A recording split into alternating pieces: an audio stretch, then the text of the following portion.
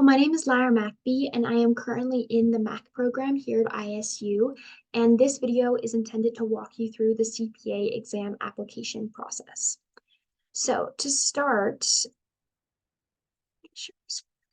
so the first thing you're going to do is go to the Idaho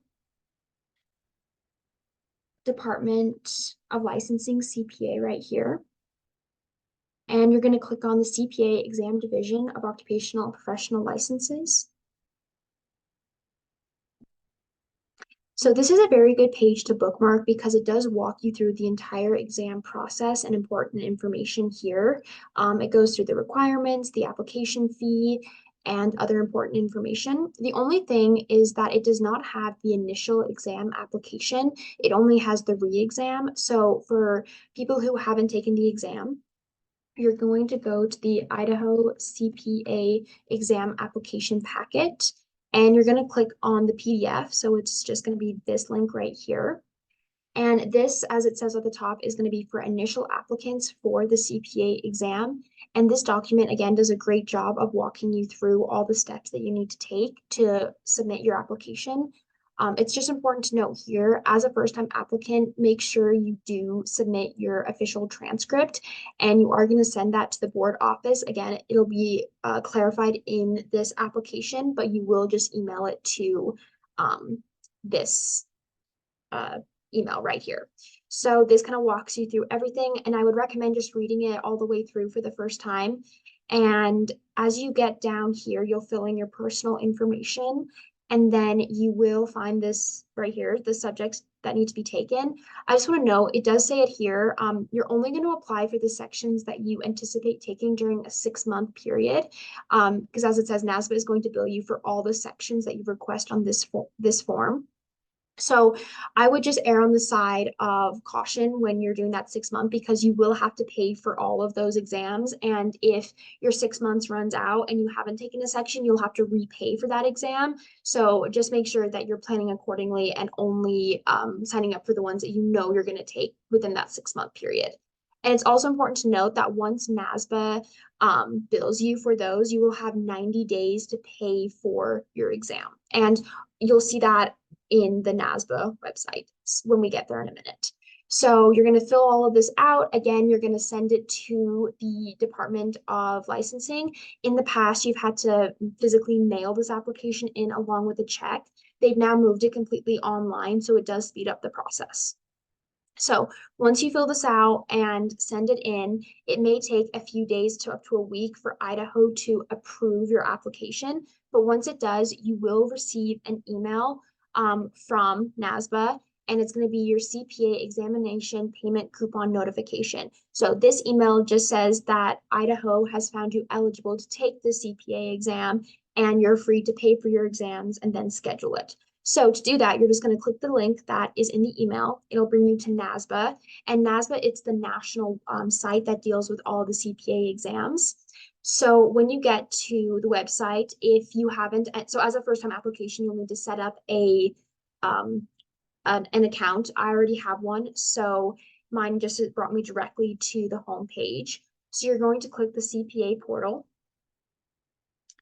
And this is where all of your exams are going to show up when it does. Okay, so here are my 4 sections. So I have already taken reg and audit. As you can see, it says status attended. When I do get my scores back for those 2 exams, they will show up here. And I am currently, or I'm right now studying for FAR, so I'll be taking that one in February. And when you have paid for your exam, that's when your NTS will be issued, and that's what you'll take to go to the testing center.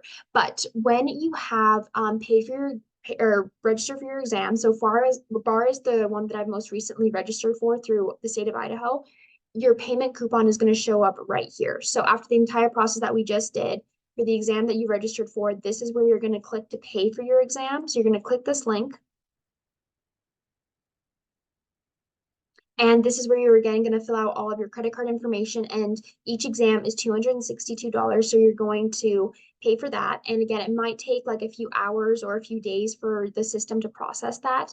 But once it does, you'll be then issued your NTS. So as you can see, far that again, that's the next exam I'll be taking. My NTS has been issued. So you're going to click that.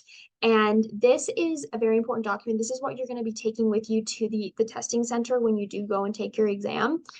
So it has information like your launch code, and it does, again, all the documents are very good at outlining the exactly what they are and the instructions. This is very important to read. This is kind of the process that you're going to take when you show up to take your exam. So that's your NTS. And then when you've been issued your NTS, that's when you can finally go and actually register for or set your date for your exam. So to do that, you're going to go to a website called Prometric. And I like to do Prometric CPA just because it'll bring you directly to the website that you, or directly to the page where you need to go for your CPA exam. When it loads, oh, maybe let me try this again. Prometric CPA. Okay. So you're going to click the CPA Prometric, and this is where you're going to go test or find your location. If you just want to locate your testing center, you're going to do that. And then if you want to schedule it. So I'm just going to go to schedule here.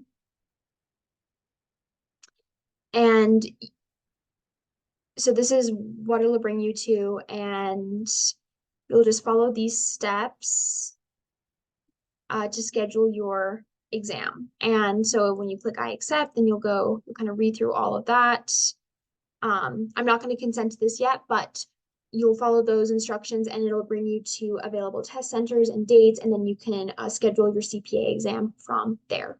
So that's kind of the process from start to finish. If you're in a situation where you need to reapply for a CPA exam, you're going to come back to this original page or this original document right here, and you're going to click on the re-exam application. It's slightly more condensed than the initial one. You don't have to fill in all of your credits, or you don't have to send in your transcript again. You'll just go back and fill in kind of your key contact details and then the sections that you want to retake. But this is only for if you need to reapply for your exam. And again, you'll kind of go through that similar process. This will be sent back to NASBA, and then you'll be able to pay for your exam and then schedule it from there. So I hope this video helps you kind of walk through the entire process. So thank you.